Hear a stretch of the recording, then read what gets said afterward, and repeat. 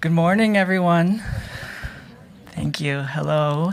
I'm Rory Padikin, the Vicky and Kent Logan Curator of Modern and Contemporary Art here at the museum, and I thank you for joining us this morning for the fifth Logan Lecture of the 2023-24 season with Berlin-based artist Sandra Vásquez de la Horra. Since 2007, the Logan Lecture Series at the Denver Art Museum has presented talks by over 120 contemporary artists. Organized by the Modern and Contemporary Art Department, the series is made possible through the generous support of Vicky and Kent Logan, whom we thank as always. Today's lecture, co-presented by the Departments of Modern and Contemporary Art and Latin American Art, will begin with a presentation by the artists, followed by a conversation with my incredible colleague, Raphael Fonseca, Curator of Modern and Contemporary Latin American Art, listed by Art Review in 2023 as one of the 100 most influential people in contemporary art. And he's also the curator of the recently opened exhibition, Sandra Vásquez de la Horra, The Awake Volcanoes, and it's the editor and contributor to its accompanying publication. Sandra's presentation will be preceded by a reading of the artist's text by her partner, Frederick. And then there will be a time near the end of the lecture for some questions from the audience. Inspired by film, folklore, literature, botanical and zoological texts, and personal experience, Sandra Vásquez de la Horra invents an extraordinary universe of drawings of creatures, symbols, and female figures who twist, turn, and meld with surreal-like landscapes. Since 1997, Sandra completes her drawings by dipping them in beeswax, giving her uncanny, erotic, and comical depictions a unique materiality and bodily presence. Traditions, myths, and histories of her Chilean origins.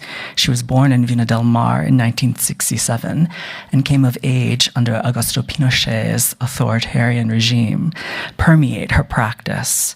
She punctuates her static and traumatic images with humorous words and phrases in Spanish, English, and German, which flow like poetry to embody a wider universal experience of fantasy, desire, fear, and pleasure. After studying at the University for Design in Vina del Mar, Vásquez de la Horra moved to Germany in 1994, where she enrolled at the Dusseldorf Art Academy under the guidance of art polymaths Janis Kunelis and Rosemarie Trockel. Her work has been featured in exhibitions worldwide, including the 2022 Venice Biennale, and held in the collections of the Centre Pompidou, the Morgan Library and Museum in New York, the Philadelphia Museum of Art, and here at the Denver Art Museum. In 2023, Sandra received the prestigious Kathy Kollowitz Prize from the Akademie der Kunst in Berlin, where she lives and works. Sandra, my congratulations to you and to Raphael on your first solo museum exhibition in the United States, and I warmly welcome you to the Denver Art Museum.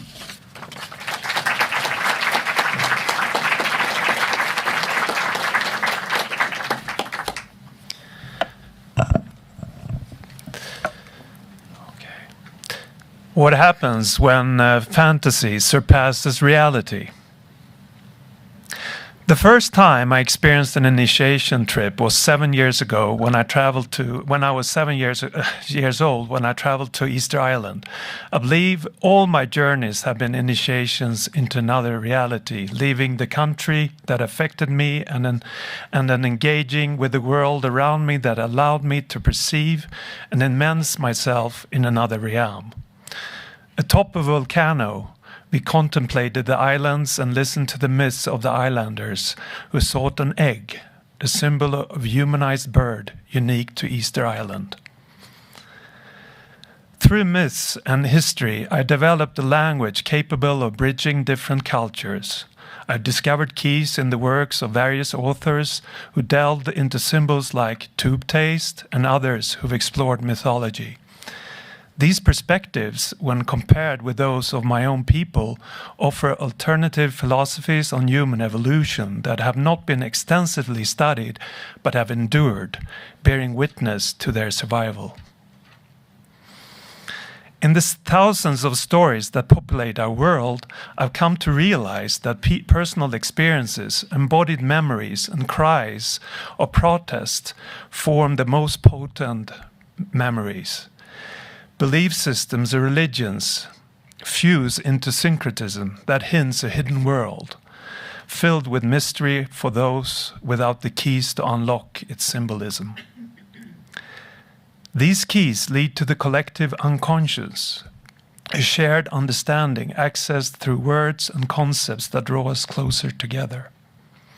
The words serve as keys, unlocking the mysteries of our stories, how we name our mountains or leave them unnamed, how our streets rooted in our ancestors become a quest for identity and belonging, how we labor our geography, the slope, the sleeping. Amidst this search for identity, dialogues emerge, despite the challenge of communicating amidst diverse narratives and associations, a universe of liberation. Deep waters represents an introspection into the sea, personified as Ulukum, with its depths shrouded in mystery, similar to the unknown. We pay homage to the stars through rituals inherited from ancient cultures such as greetings, the sun, symbolized by Ulurun, evoking forgotten traditions of our ancestors. It's within this space of coexistence that we all share a common root. Though we may obsess over tracing our individual roots, the truth remains that we are not fundamentally different. We all stem from the same source, Mother Earth.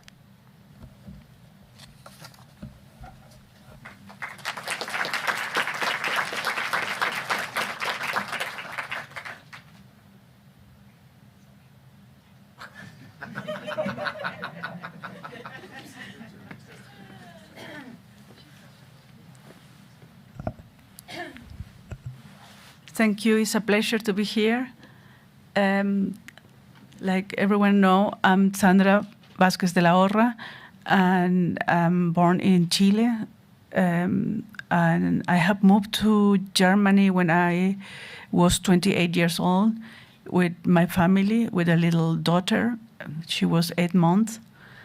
And now I will show a little bit the work have been being developed from different sides. So the last December, I took a suitcase and I put a lot of work was in a storage in Chile, and I borrowed to Berlin, and I have Raphael Fonseca there having a look in this work from the 80s and the 90s and doing quite a beautiful selection is now show here in the Denver Art Museum. But I'm very happy to have this first retrospective in the USA, and I'm very happy to be in this environment because it's exactly the environment of I have been coming through the volcanic mountains to Cordillera de los Andes.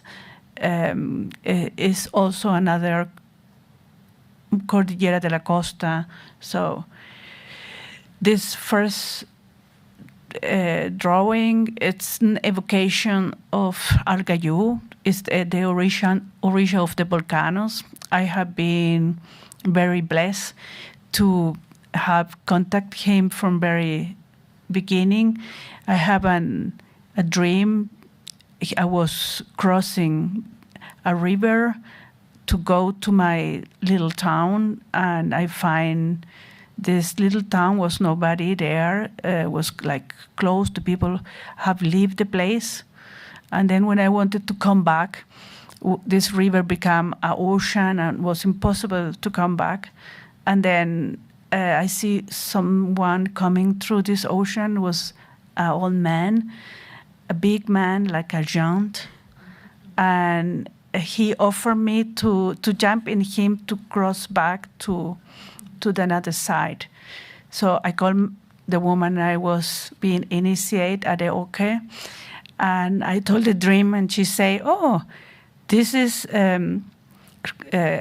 Christophorus, the holy man, and this is synchronized with Argayu. This is the story where it's coming, this imagine." So it's in the mythology of the Yorubas, in the Patakis. And now we will see one of the first work I have done in... I have been traveling around Chile and around other places, in South America especially, and I began to make these little drawings, and they was like diaries. This one is from the Atacama Desert. I have been in a little town named San Pedro de Atacama. And then I have been observing and a little bit illustrating these places.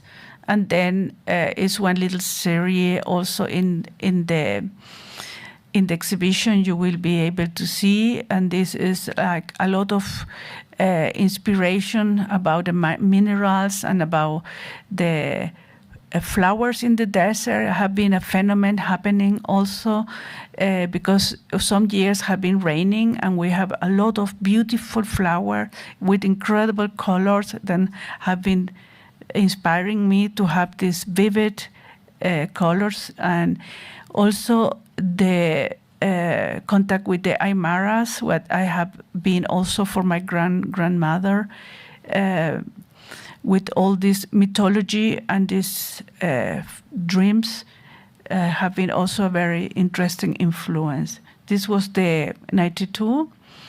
So I was in my 20s going to this, like 5 years in a row. So this is another series of work about anatomy. I was having like theories about how the human body, it's everything like pieces of togetherness, like botanic and zoology. I was trying to make my own theory of the origin of the world because I was a little disappointed with Darwin, I think.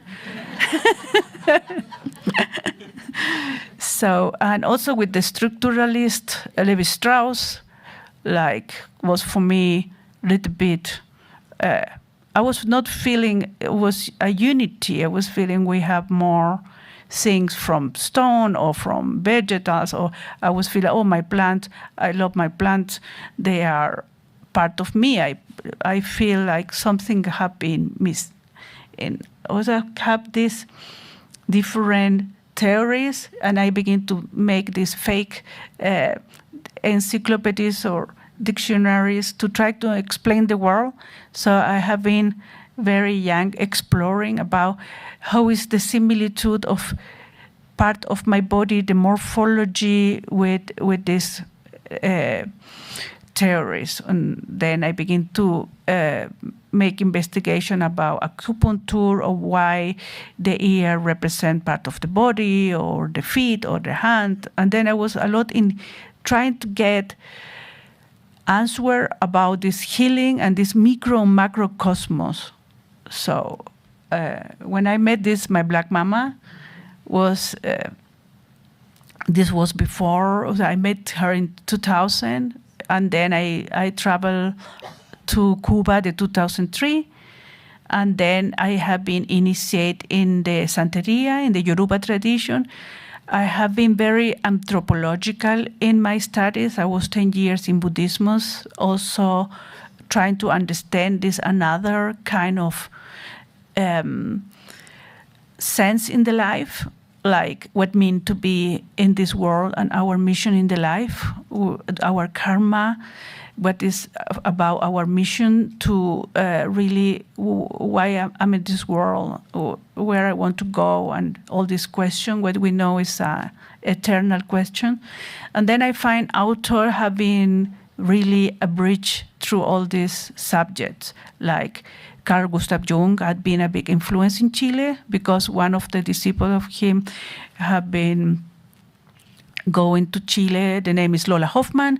She translates the I Ching, for example, and then all this translation of book of execute Wilhelm, and also the son of him, Richard, have been very knowledgeable about the world of the Tibetan Buddhism.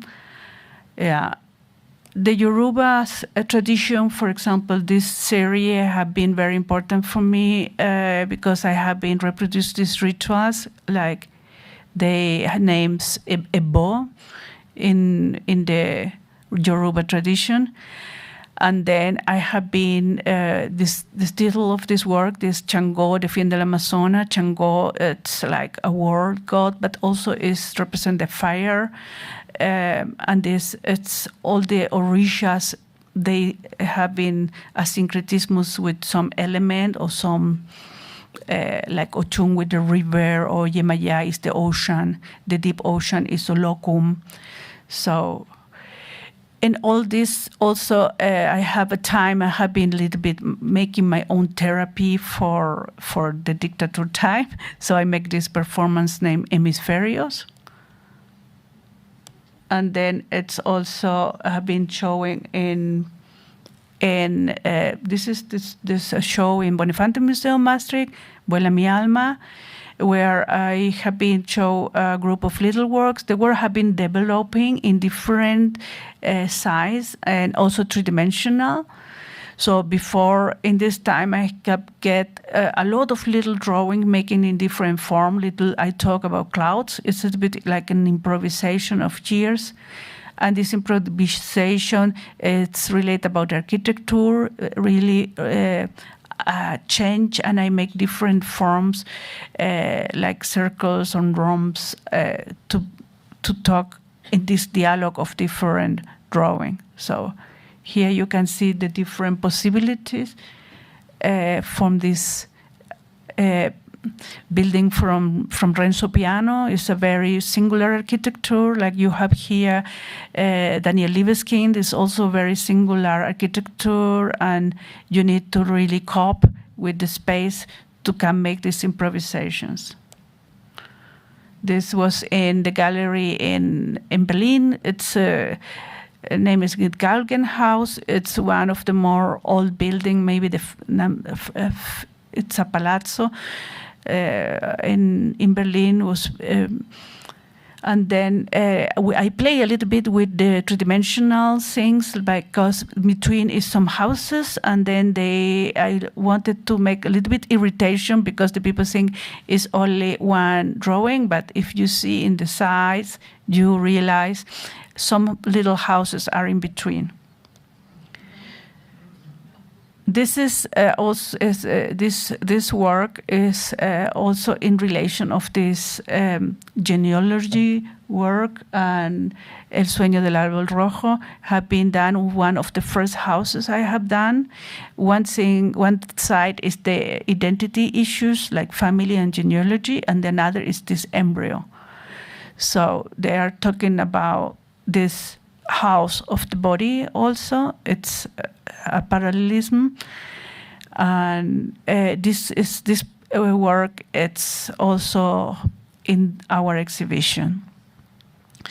After I have done this work, have been a little polemic. He was traveling to America and then going back to Europe, and now will be show in Thyssen-Bornemisza Museum.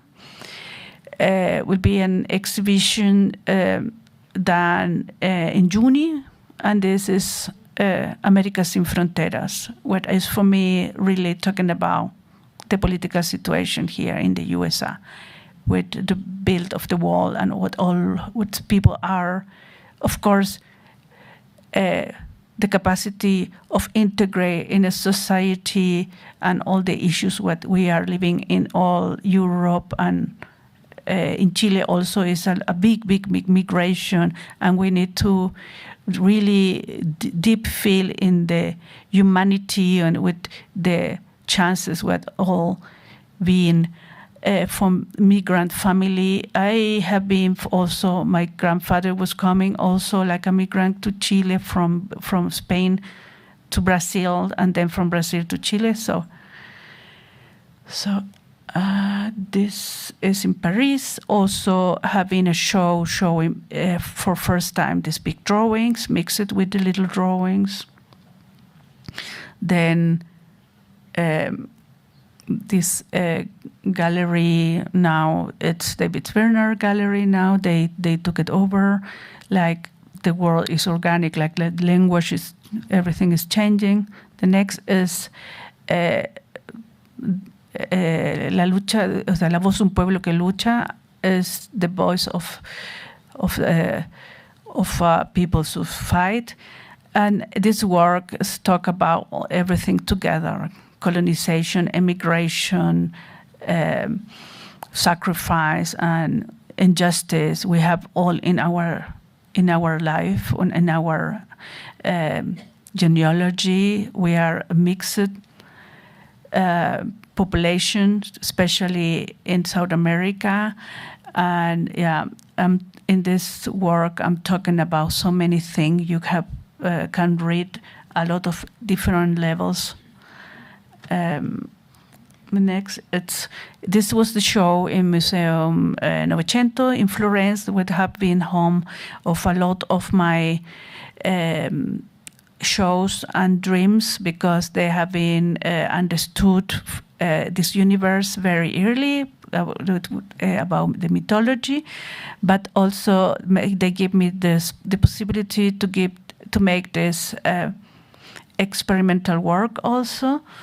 And then I have been mixing biggest work and with little scenarios. This work is Los Pacientes. One behind this man, it's Holy Lazarus.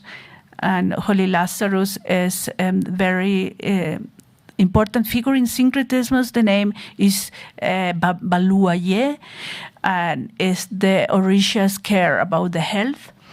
So here in this photo, you see different paths since La Bibliotecaria is also this woman with red shoes.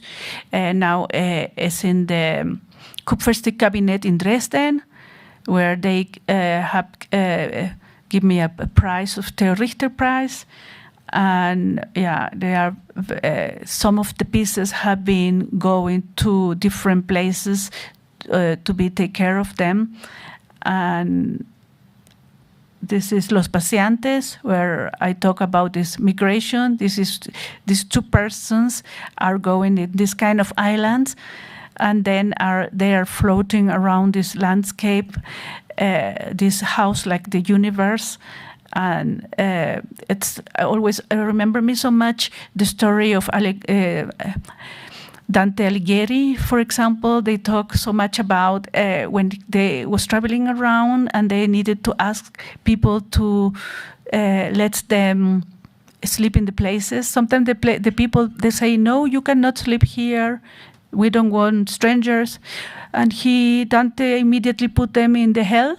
So since it's like this happened with him, when you read La Divina Commedia from Dante, you realize where you will be put. So this is part of the karma also. So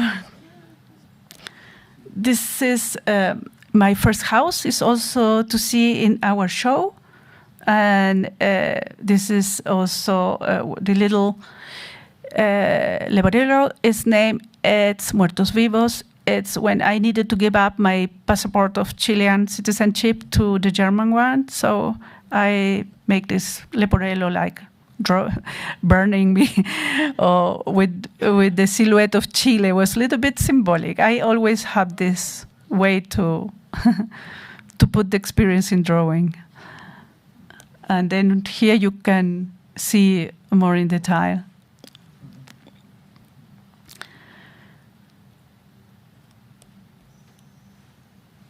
In one point, I begin to do these houses. There is Ring of Fire, where I have been working a lot, and this is also another work. La Tierra del Argayú is the earth of this volcan god, what is here taking place, awakening us to another realities.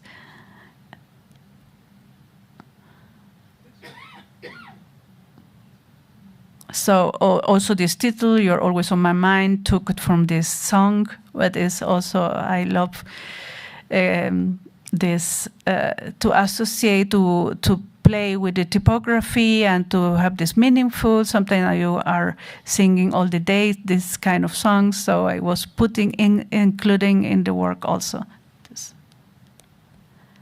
This is the eclipse solar. We are also going there. It's this work I really do in the eclipse, in one of eclipse before. So it's very welcome here. So we are aligned. And this is something you can see in the desert. We talk about these ovnis, and yeah, I'm very excited to see the clouds here, cumulus, and to see if behind a cumulus is some ovni, and so will be very interesting. This is what was the introduction to the prize I get in Dresden. This is they give me this prize some times ago. I get now a new prize in Germany, is Kati Kolwitz prize. This is very prestigious one. I was expecting this. I never applied to anything because I don't want to be deceived about. So they nominate me and then I get the prizes. So I never go to residence. I never apply to things. So it has been a little bit a miracle to survive all this year from my art. So it's, to be honest, yeah, I know applications are important, but in the way I find another way to survive in this world. This was in the vitrine in Sächsische Akademie der Kunst. This is a very honoring place because it's in the DDR. It's more, the Kupferste Cabinet Dresden is one of the more incredible places. They have different drawings from Rembrandt. You cannot imagine. The Russians have taken a lot before, but something happened about the war in Hungary. The Russians decide to give back this big collection to the Kupferste Cabinet, and this is an incredible story. Told me Loran Hegi, was director of Ludwig Museum, now retired, and it's very beautiful to know the history through these old curators, what have been part of this history. Then I was here talking with Stephanie Book. She is the director of Kupferste Cabinet Dresden. She was in Kurtel Institute in London before, like a curator. She made a wonderful exhibition of Goya in the Royal Academy of Art in London. And she was one of the first, when she come back to Germany, say, "Oh, why you are not there out?" And they say, "I don't know. I don't do any effort." So, and then this jump, this 2022 to the Biennale of Venice have opened me so many doors. Cecilia Alemani took me there, and then your curator, Raphael Fonseca, took me here.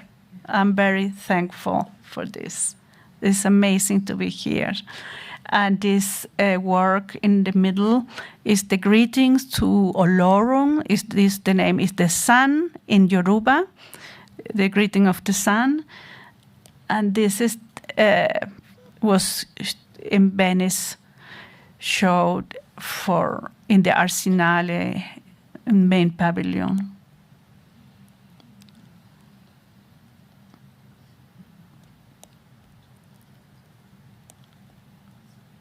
Oh, sorry. I wanted to show this. This is a work is now in solo collection in Madrid. It's a little bit healing, but a little bit protesting because it's this vagina dentata. So I have been touching themes, have been very feminist also.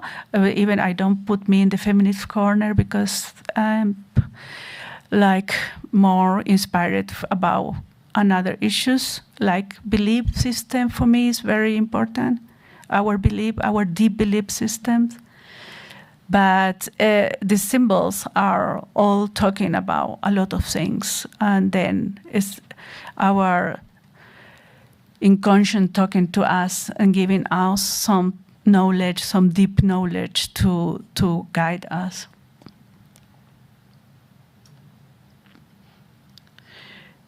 Del Sol Naciente is also our work is here in the exhibition. It's Volver a Ti is another, and El Sol Naciente. And this is the last work I have done, so it's a little bit different, but I've been very inspired to do this work. Thank you so much.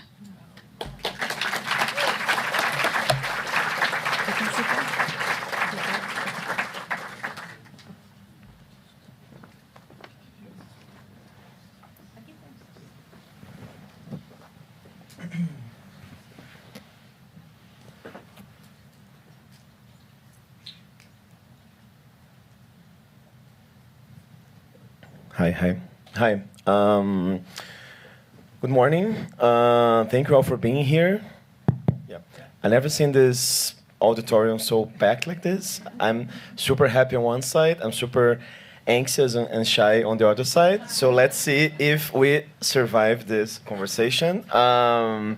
And let's see also if my English will work during the whole conversation, because, I mean, all these weeks here in Sandra, it has been really interesting because it's a mix of like speaking Spanish between each other, and then she also speaks Portuguese. I'm from Brazil, and then we speak Portuguese a bit, and then we also sometimes speak English when there are people from, of course, born here in the US, so it has a very rich experience in many different languages. So as Rory said, thanks for the presentation, thanks for the invitation for us to be here. Rory and the Modern Contemporary Art Department here at the Denver Art Museum. Raphael Fonseca, I've been working here for 3 years more or less, and I've been living in Denver for more or less 8 months, 9 months.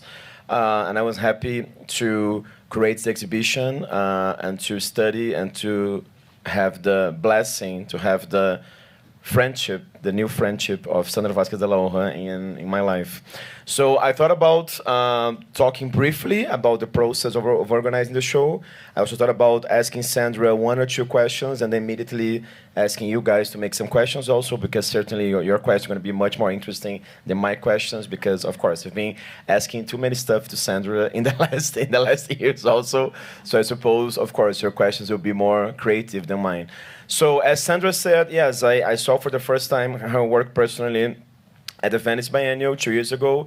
It's very funny / curious to open the show now, officially tomorrow here at the museum, because in 10 days we have the opening of this year's Venice Biennial. So it's also somehow a cycle. I mean, I saw Sandra's work in April 22, and then we had the opportunity to acquire work here for the museum collection. I dropped her an email. Then, as good Latin Americans that we are, we started talking via WhatsApp and text messages and voice messages and all of that. And then from there, since I wasn't living here in Denver yet, and since my partner is Portuguese, I was in Lisbon. And then I say, hey, Sandra, since your studio is in Berlin, I should visit you in Berlin because, of course, super close.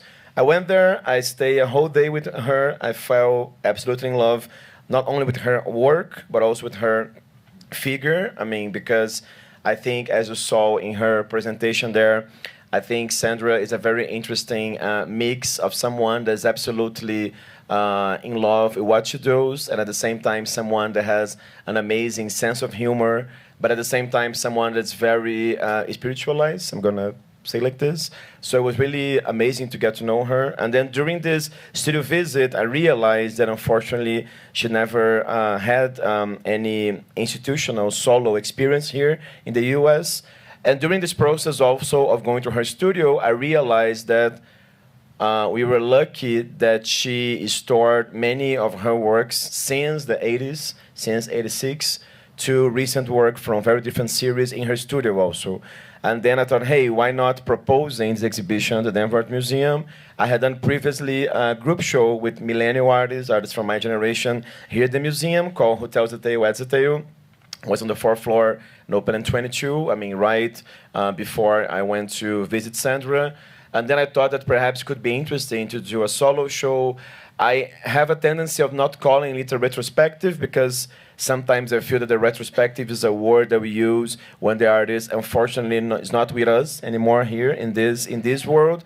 So, but you can call it retrospective if you want. But I feel there's a way that here in the U.S., people, generally creators, call an exhibition like this that's more like a survey exhibition or like an essay exhibition, because it's a way to try to talk about someone's career and someone that's here making art, but also perhaps in a non-linear way, in a more experimental way. And then, yes, and then last year in January, I went to Berlin again, and I stay this time I stay a week with Sandra, and then we started diving into everything she had and trying to organize and think about what could be this exhibition. We thought that it wouldn't make much sense. I don't know if everybody here saw the show already, but we thought it wouldn't make much sense to have a chronological project because, of course, I felt that her topics would come and go like in a zigzag. And then we concluded it was more interesting to have the exhibition split in 4 topics. We also thought it was super interesting to name not only the topics, but also the exhibition itself after titles that she gave to her own works. Because as you noticed in the presentation, the titles are super important to Sandra. And also I think that the way how she plays with different languages is also something super important. And then I remember in the first day, we looked at these 90s works, and then there was this drawing where it was written, Los Volcanes Despertos, the Awake Volcanoes. And I look at her and say, well, that could be a nice name for us. Let's see if other names appear during this process. But then after a week, we were like, no, I think this should be really the title of the exhibition. And then after that, we started realizing how each section, this first section, that in English is there's a fire that beats within. The second section, the evolutionary botanics. The third section, that's called the thoughts. And the fourth section, called the deep waters. We started creating these constellations, as you said yesterday, of these works. And at the same time, now, when I look at the show, I have a feeling that you have the 4 elements in the exhibition. You start with fire, then you go to earth, then you go to air, and then you finish with water. I mean, this wasn't something that was very projected when we were building the exhibition, but now after seeing it all installed, I think it makes lots of sense. So, I mean, as a brief introduction, this was the process with the project. Also, as Rory said, we have this publication, this book/catalog that has photos of many of the works that are here. We're also very happy because we have an introduction by the great Cecilia Vicuña, this visual artist, poet that's also from Chile, that was also participating in the Venice Biennial that Sandra participated. She even received the Gold Lion, as a recognition of her entire career. An artist in a very similar way to Sandra left Chile and came abroad. She came here to the US. She lived in New York for a long time. Now she lives between Santiago, if I'm not wrong, and New York. So she wrote a poem as the introduction of our publication. So, yeah, I thought about asking you, Sandra, some things. I mean, nothing very complex, but I thought about asking perhaps 2 or 3 questions and then opening to the audience. So the first thing I was thinking, this is going to be a very cheesy question, but I'm going to make it. I wanted to ask you, how are you feeling at this moment, in the sense that, of course, as you said, it's the first time that you have works that have a time span from 86 nowadays. At the same time, it's an opening that's not happening in Chile, where you were born. It's not also in Germany, where we've been living for the last almost 30 years. It's happening in another place, another country. So it's a very personal question, but I thought it was interesting to listen to you a bit. How do you feel at this moment, and how do you feel like when you walk into the exhibition and see everything as it is installed now? Feels a little bit like deja vu. Like, oh wow, here is my life, the story of my life. It's also feel like the blooming desert, like you throw this seed and you don't know if when will come this flower, when will grow this. And like happened this phenomenon in Chile was something new. The blooming desert in Desierto de Atacama have been incredibly interesting for me to feel it. Like myself, like it's places you can really grow and develop, and I put places where you will never develop. So it's very interesting about this oracle. What I have, one time I hear, when things, we have this Sanzen in Buddhism, I learned so much asking our master Zen about things. But once I hear this in the Pataki, this Yoruba, like one man went to the oracle and he was waking up so early in the morning and nothing was working. And then he went to this shaman and asked, well, why happened this to me? I work so hard. And then the shaman say, oh, he make this oracle and say, your success is in another earth. You need to go away.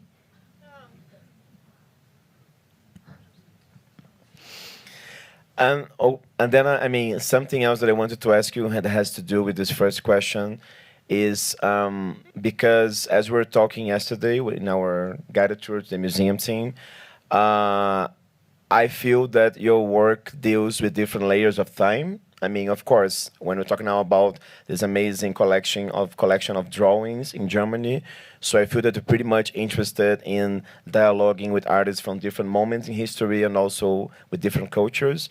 But I would love if you could tell us a bit more about the importance of time in your practice, because at the same time, these works, they're not like works that are made quickly.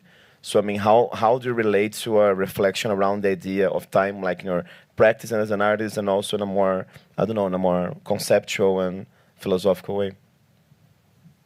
A very interesting question. It's something about learning process. And then we have so much different learning process in our life. Not only personal, human being, we have the tendency to learn and to forget what we have learned. And the things about the education is sometimes you go to school and you cannot remember anything what you learn, but you always keep what you like it. Or the teacher, you love it. You will always say, oh, this teacher was so great. And the one was, oh, this was like a miserable experience. Wow. And I think at the end with the drawing was very good, because in the end I used to be invisible. And invisibility helped me to go through different moments in my life and to learn so much from different people.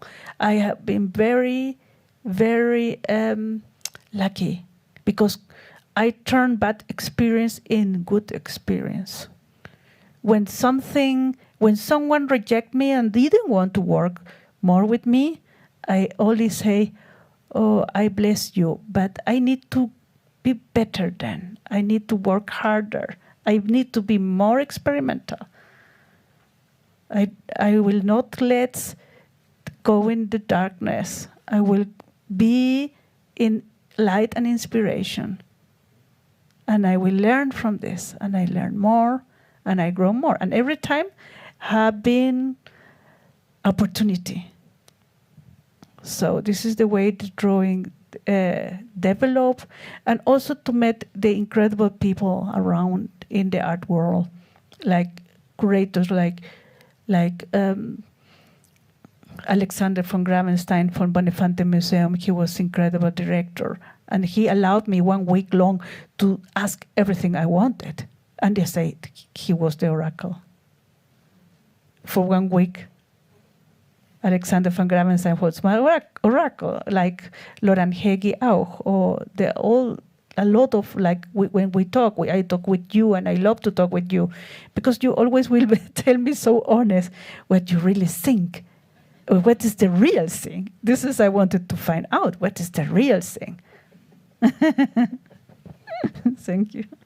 So, no, 2 more questions then. I wanted to ask you about, and I feel that everybody gets curious with that, about the creative process around the works. I know that it's always tricky to ask it to any artist, especially public like this. But for example, in your process, how do you get to an image like this one we're seeing? For example, do you take like previous notes, or do you have more like mental ideas and everything, and the magic happens when you're there drawing, or do you make small sketches of a work like this, or each series and each moment in your life was different? So I was wondering if you could share a bit. I mean, how do you see this like creative step by step, if you have a creative step by step? What I was laughing about my teacher when they talk about the muse need to come. I was saying, oh, what the muse? I was feeling so machist this way to think, you know, like, oh, it's a muse for the artist, and the world was the man was very masculine world. So I was not so happy when I was a student. So I was always getting inspiration, and they come and go. It's true. You don't have always the inspiration. And I work with inspiration, what is the hardest, because you cannot be fast with inspiration. You cannot be a fabric artist. And I don't criticize the fabric artists. Okay, they can do whatever they want. But I didn't want to be a fabric artist. For this reason, I have been very slowly, like a turtle. And I think turtle is in my life. I have a turtle when I was kid. Turtle is part of me, you know, so it's okay. And this gave me the chance to have so much time to do whatever I wanted.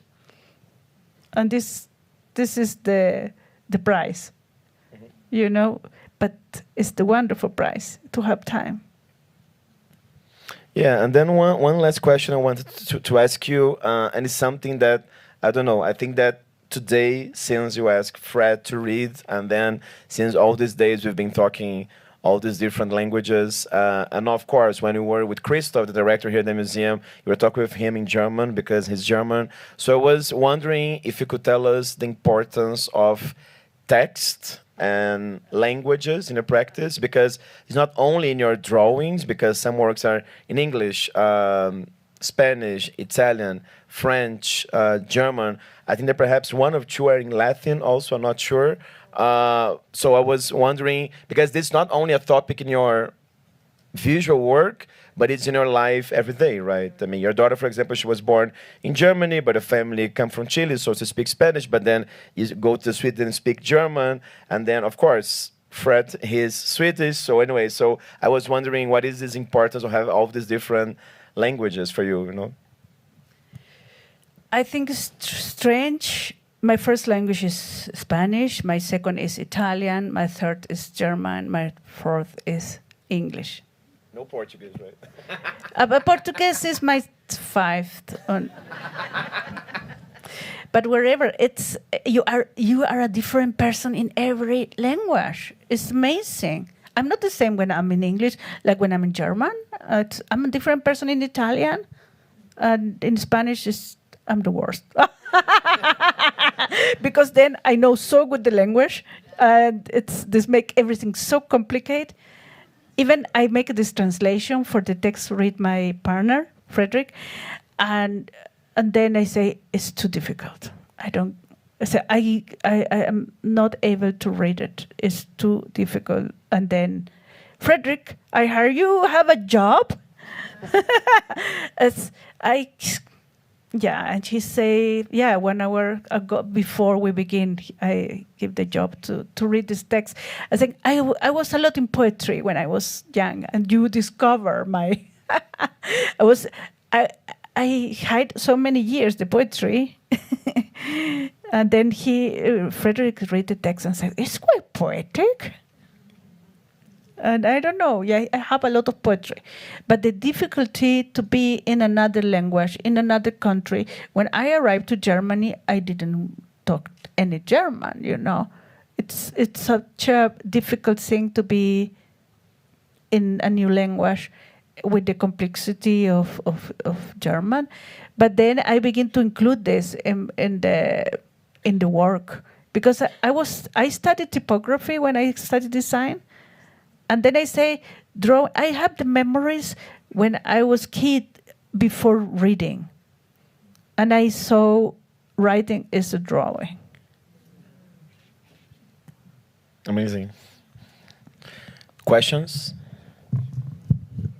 So there's mics here. There's one here? One on the other side of the room, but I can One try to here, get one in the as back over quickly there. to you as possible. Another one. 1, 2, 3. And we ask that you speak into the mic because this lecture is being recorded. What language do you want me to start with? Hola, me llamo Gabriela. Me gustó mucho tu muestra. Te doy del tú, si es posible. Para mí lo que dijo Rafael tiene sentido de los 4 elementos, pero para mí, no sé, lo que entendí yo viendo tu muestra era que era sobre la vida y la muerte. Y después hay distintos elementos que tipo las estrellas y la parte política también, el pueblo unido jamás será vencido. No, I don't know, that's what I understood. Y la otra cosa, quería saber si entendí bien lo que dijo él, si estudiaste con Cunelis. Sí, estudié con Cunelis el año 95 y el 96. Perché è mio idolo. Io ho studiato in Italia per quello. Hai studiato anche io, ho imparato nella scuola italiana di Valparaíso, al Turno dell'Oro. Sì. Per questo parlo italiano. Hai fatto l'artistico? No, ho stato alla scuola. No, perché io ho fatto l'artistico lì. La basica e media. Ho capito. No, io ho fatto E dove hai studiato? A Treviso. Ah, Treviso, sì, vicino Venezia. Sì, molto vicino, infatti Venezia. ho riconosciuto le foto là della Biennale. Benissimo. Ok, grazie. A te. I see lots of languages. No, but you were talking, only translate a bit, because she was making this comment that she feels that the exhibition, of course, the 4 elements are there in a certain way, but it's more about life and death and all the elements around it. And also she asked Sandra if she really studied with Cornelis, this very important Italian artist. Yeah, there was a question there on the back. Yeah. And someone else over there also.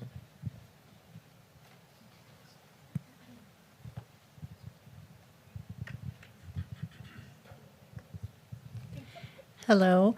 I was wondering what language you dream in, since your dreams are so important. Yeah, I have very vivid dreams. It's true. We would begin to write with my teacher of drawing, Peter Kreger, and we begin to do this. It's a practice of embedded for Carl Gustav Jung, where you write your dreams or after you begin to draw the dreams. We do this in the university. We begin to do, and then I have. Yes, of course, like everyone, we have dreams we remember, another don't. They have not any meaning.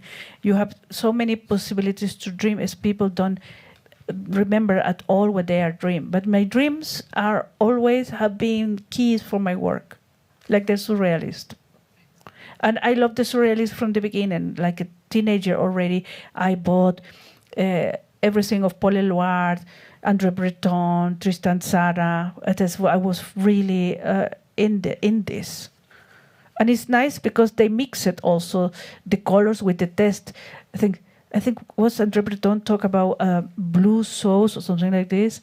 And they begin to mix the color with the text, and it's something break the borders in the dreams also. And the symbolism of the dream, sometimes I was thinking it's something Occidental, the meaning, but it's also for different cultures, different meaning.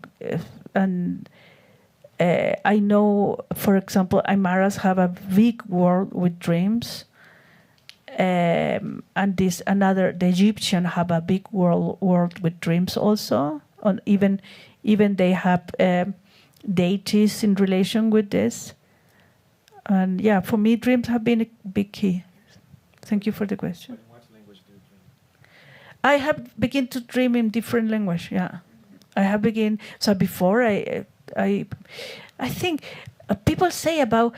There are some people dream in black and white, or another people dream in color, for example. This is a very good question. Yeah. But I noticed dreams like the painting of Magritte are. I don't like every painting of Magritte, but some painting they are really telling something very interesting. For example, when you are in a dream and you see your hands, for example. This, I think, they are vivid dreams. They are lucid dreams. I'm sure, or the sensation when you are flying. Which one have fly in a dream? It's the more powerful experience because you feel, or you are flying low or you are flying high. High. This is really great. It's the greatest feeling. Yeah. There was another question over there in the back, I think. Here? Okay. Yes, just as you speak about your personality changing and adapting based on the language you're speaking, can you talk a little bit about how important where you live or the place you are, or how that influences you? Because I see this whole range, from landscapes and volcanoes, and then knowing you live in Berlin. How does that influence? But I have a Leporello duo one time, and this Leporello's name, The Horizon, is all my reference. This was me. I grew up in front of the ocean, and the ocean, you see this ship disappearing, boop, and then it's not more there. So I moved to Berlin, and I miss the ocean, and I miss the mountain, but I can come back always there. And I think the house, your home, is in the heart. If you feel deeply here in your heart, there is your home.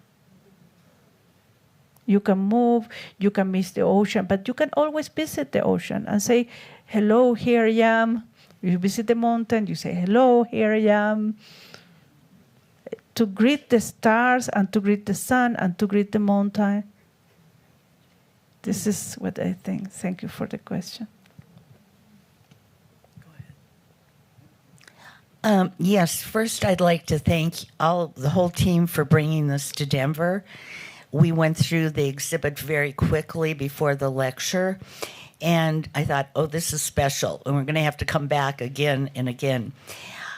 As we went through quickly, I was struck with thoughts of Salvador Dali and Frida Kahlo from different elements in your work, and I wondered if either of them had influence on your work. What's everyone influenced in my work, I think. So much Frida Kahlo, so much. But in Chile, we didn't grow with so much books and so much information. I have never been like a kid in a museum. I'm not like you. You have a huge opportunity. We don't have the books in Chile when I was a kid. We didn't have the information. We didn't have internet and all this, what is today. I was always curious, incredible curious, and thirsty without end to knowledge and to go and transcend my own mind, my limitation, my prejudices. I wanted to grow in different directions. This was the more important thing. And of course, the life of Frida Kahlo is so beautiful. And this painting he left us, we are so lucky to have this. She's in my altar of my ancestry. Frida lived there, like Violeta Parra. So people I love, like Clara Nunes is in my altar. There are people I love and have inspired me deeply. It's not only for the eyes, it's for the soul.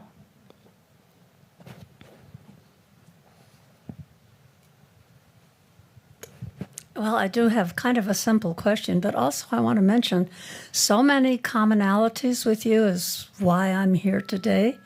My son lives in Berlin, has lived and is applying for German citizenship. My daughter lived in Chile, in Santiago de Chile, and the time of right at the end of the Pinochet regime.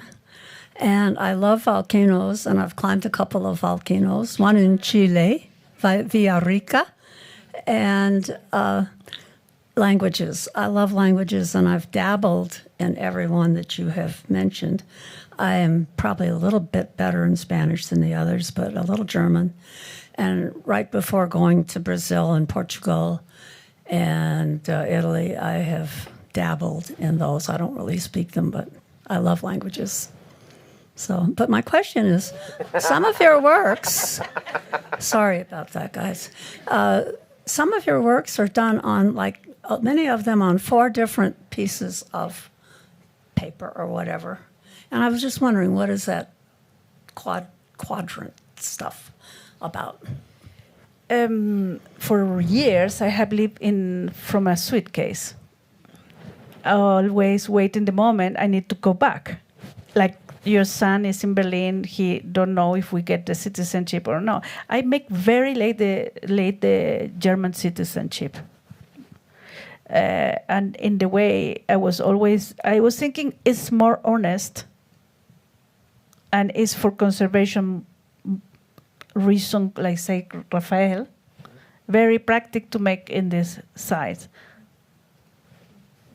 And I have never been able to do so heavy material things because I have been always a little bit like a nomad, moving here, moving there.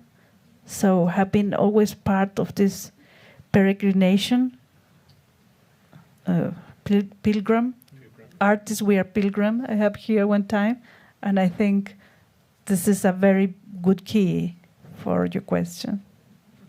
And it's amazing you have go up Villarrica. Now it's very active, Villarrica. If you look in the news, we really don't know what will happen. Also, I went up Villarrica, I think once. 2 times. Ah, you went 2 times. Okay, it's beautiful there. My sisters always go there. They love Pucón and Villarrica is beautiful. My uncles love this area also. It's beautiful. I know from Atacama to Punta Arenas and Torres del Paine. You know, very good. Also the desert of Atacama, yeah. Thank you. There's another question here. We saw the exhibit this morning and came away. It's almost too much. No, it is too much. But when you said for you, deep belief systems are the most important. Am I right about what you said? Yes, And it's true.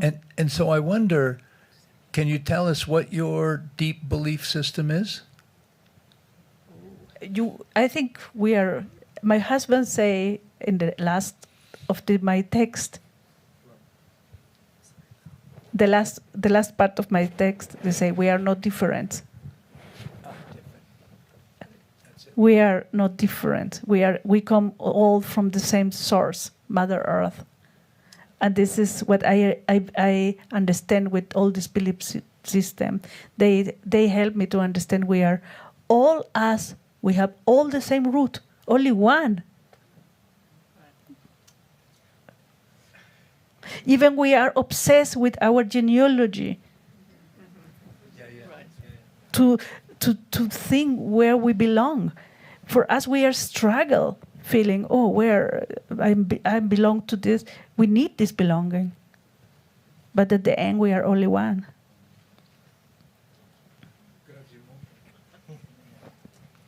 Hi. So I'm trying to work on making artwork too and being an artist.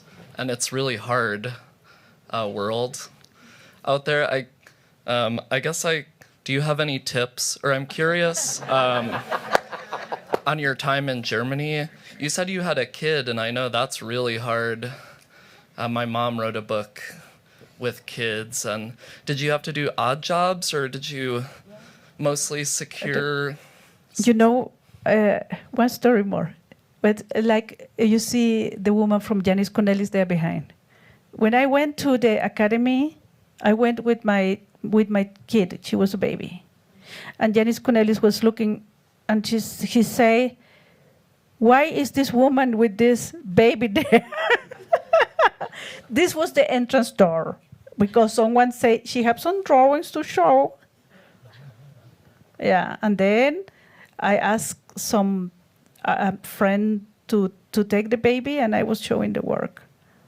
I think when she was sleeping, I was working. Yes. She gave me the power to don't give up. My daughter Clara.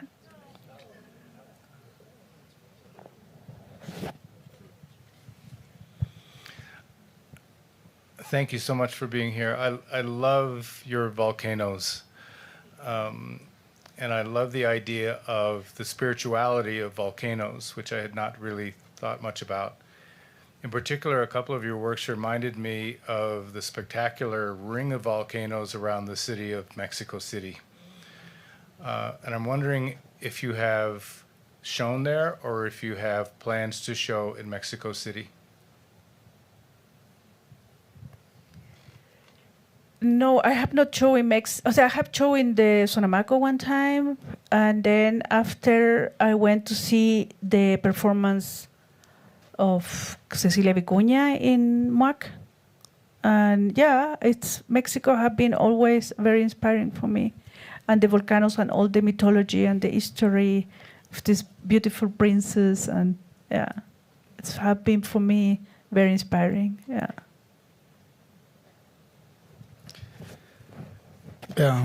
Sandra, querida, felicidades.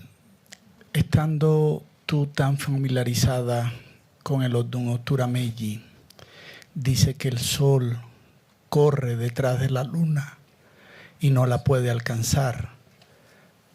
Pero tu trabajo es como si la luna se dejara abrazar por el sol. Dice que los muertos trabajan de noche, pero los tuyos trabajan de día. En tu proceso creativo, ¿qué tan presente estás o consciente a que estas cosas o estas historias de tu pataquí está tan presente en tu trabajo? ¿Lo dejas ir? ¿Bailas con él? ¿O solamente lo citas? ¿Qué crees que pasa? ¿Nos puedes contar de eso? I think it's a channel, absolutely. I think I have not been doing the oracle.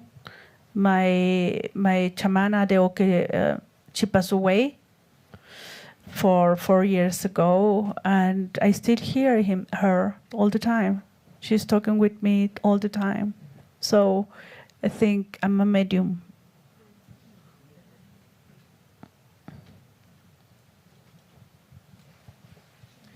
Great, so this will be the last public question.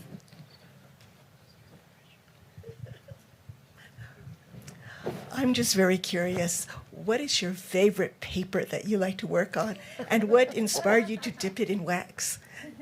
This will look like advice. And Hanemula, 300 grams.